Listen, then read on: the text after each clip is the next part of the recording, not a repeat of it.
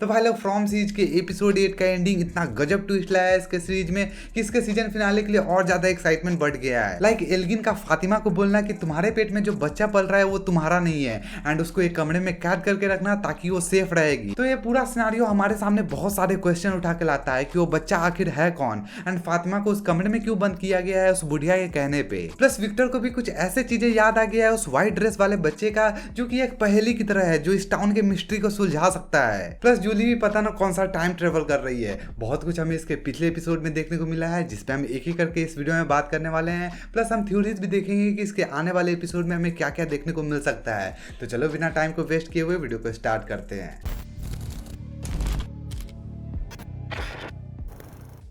तो देखो सबसे पहले हम स्टार्ट करते हैं फातिमा से ही, जो उसके साथ पिछले एपिसोड में कांड हुआ था। हमें एपिसोड देख के पता चलता है कि एल्गिन को वो बुढ़िया पूरी तरह से मैनिपुलेट कर चुकी है एंड ये जब से टाउन में एंटर हुआ था तभी से वो बुढ़िया उस पर ट्राई कर रही थी उसे मैनिपुलेट करने का। एंड जब वो फाइनली पूरी तरह से मैनिपुलेट हो चुका है तो उसके सारे ऑर्डर्स को एक टास्क की तरह फॉलो करता है। लाइक एक पिक्चर क्लिक होता है एंड जो भी उस पिक्चर पे दिखता है वो उसका टास्क है। एंड इन सारे टास्क से उसे क्या मिलेगा, तो उसे प्रॉमिस किया गया है कि उसे इस सिटी से बाहर जाने दिया जाएगा। एंड पिछले एपिसोड में हमें देखने को मिलता है कि उसे एक ये टास्क दिया जाता है कि उसे फातिमा को झूठ बोल के वहां ले आना है ताकि उसे वो कमरे में बंद कर सके। एंड वो करता भी ऐसा है, वो उसे झूठ बोल के बुलाता है कि एलिस उसे वहां बुला रहा है एंड उसे एक कमरे में बंद करने का कोशिश करता है। प्लस फातिमा को वो कुछ ऐसा बताता है जिससे फातिमा के पैरों तले जमीन खिसक जाते हैं। लाइक कि उसके पेट में जो बच्चा पल रहा है वो उसका बच्चा नहीं है एंड इस जगह पे भी कैद करके रखने का मकसद एक ही है कि वो बच्चा सेफ रहे। तो देखो ये जो पूरा मिस्ट्री चल रहा है ना उसका मतलब कि यही है कि फातिमा के अंदर जो बच्चा पल रहा है वो कोई ह्यूमन बेबी नहीं है, वो एक मॉन्स्टर पल रहा है,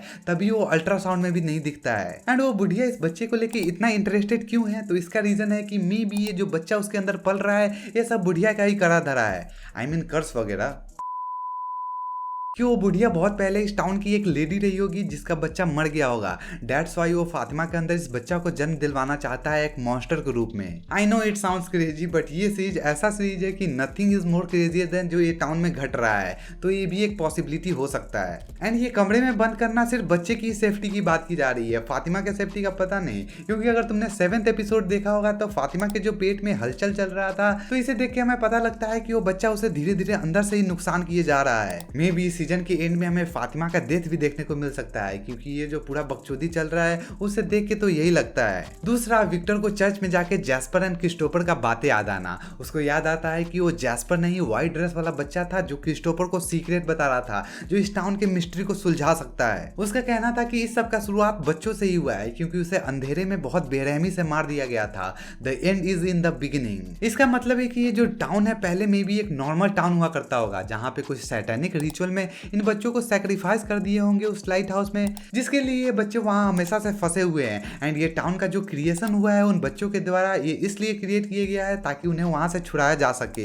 जब तक उन्हें वहां से कोई छुड़ाता नहीं है तब तक no one can live from that place. And ये जो रात में पूरे मॉन्स्टर घूमते रहते हैं मे बी ये सब बच्चों के फियर से ही क्रिएट हुआ है। एंड ये जो कन्वर्सेशन चल रहा था व्हाइट ड्रेस वाले बच्चे एंड क्रिस्टोफर के बीच, उससे हमें यही लगता है कि बच्चों को छुड़ाने का एक ही रास्ता है, उस फारवे ट्री से जाके उन्हें छुड़ाना। एंड इसलिए वो क्रिस्टोफर को बोल रहा था कि वो फारवे ट्री से होके लाइट हाउस जाए ताकि वो बच्चों को छुड़ा सके, लेकिन क्रिस्टोफर उसे मना कर देता है। हालांकि तैबिथा एंड मिरांडा एक ही अटेम्प्ट कर चुकी है बच्चों को छुड़ाने के लिए, लेकिन अभी तक कोई भी बच्चे आजाद नहीं हुए हैं वो व्हाइट ड्रेस वाले बच्चे को छोड़ के। मे भी वो बच्चा आजाद हो चुका है क्योंकि अगर तुम्हें सीजन 2 का एंडिंग याद है तो वहां पे तैबिथा उन बच्चों को छुड़ाने के लिए लाइट हाउस जाती है एंड वो बच्चा उसे धक्का दे देता है ये बोल के कि this is the only way. जिसके बाद सीजन 3 के स्टार्टिंग में वो दोनों इस टाउन से बाहर दिखते हैं एंड लास्ट टाइम वो बच्चा वो टाउन से बाहर ही दिखा था, उसके बाद अभी तक नहीं दिखा है वो टाउन के अंदर। तो इसका मतलब मे भी ये हो सकता है कि उस बच्चों को एक एक करके वहां से छुड़ाना पड़ेगा एंड यही एक लास्ट रास्ता है उस टाउन से बाहर निकलने का। बट यहाँ भी कुछ हमें प्रॉब्लम ये देखने को मिल रहा है कि ये जो बच्चों को छुड़ाने का बात हो रहा है इसका मतलब ये तो नहीं है कि टाइम ट्रेवल करके उस टाइमलाइन में जाना